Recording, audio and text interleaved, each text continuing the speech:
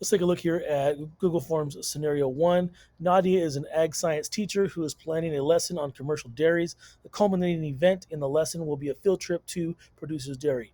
After having the students read from their textbook and take notes on a mini lecture, Nadia uses Google Forms to give the students an auto grading quiz. She uses the results of the quiz to plan intervention before the field trip. On intervention day, students who needed extra help work with her in a small group.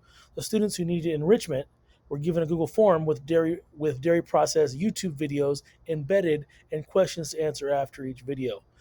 During the field trip, on their phones, students filled out another Google form to give their tour guide feedback on the tour and presentation. When students returned to school, they filled out a Google form to give Nadia feedback on the overall flow and layout of the commercial dairies. So let's talk about the first thing. One of the ways that you can use forms is an auto grading quiz. So if I come here to settings, I make sure this is turned on right here. It says make this a quiz. Come back to my questions here. So if I add a question here is what dairy did we visit? I can get a couple options here.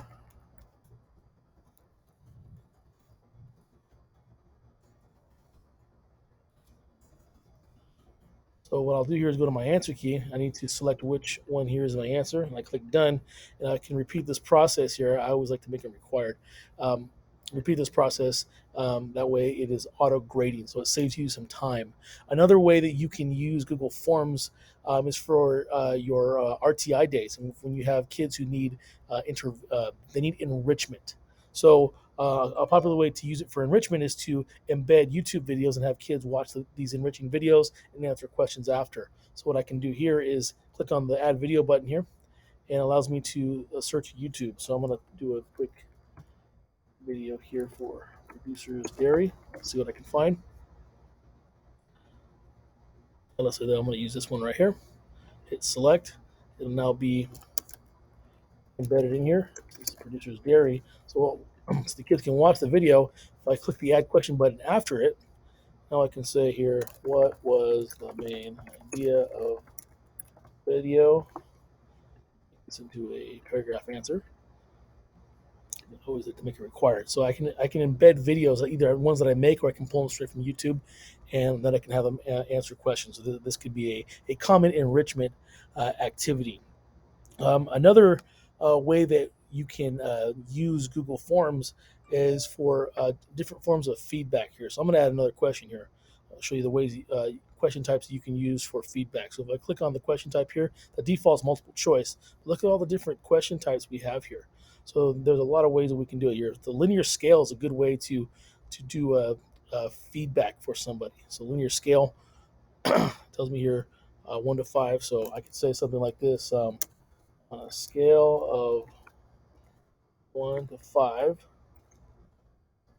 1 being bad and 5 being great, rate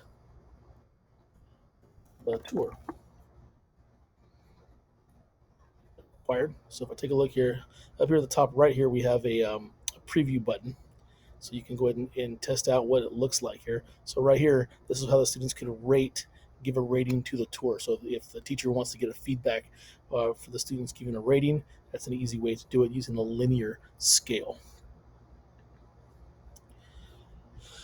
Overall, let's go ahead and add another question type here, and just look at the different question types here.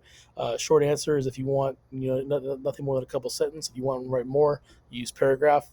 The checkboxes is for multiple. If you want more than one correct answer, the drop down is just like very similar to the multiple choice. File upload is if you have students have a file you want them on their computer to turn in. That is a useful one here.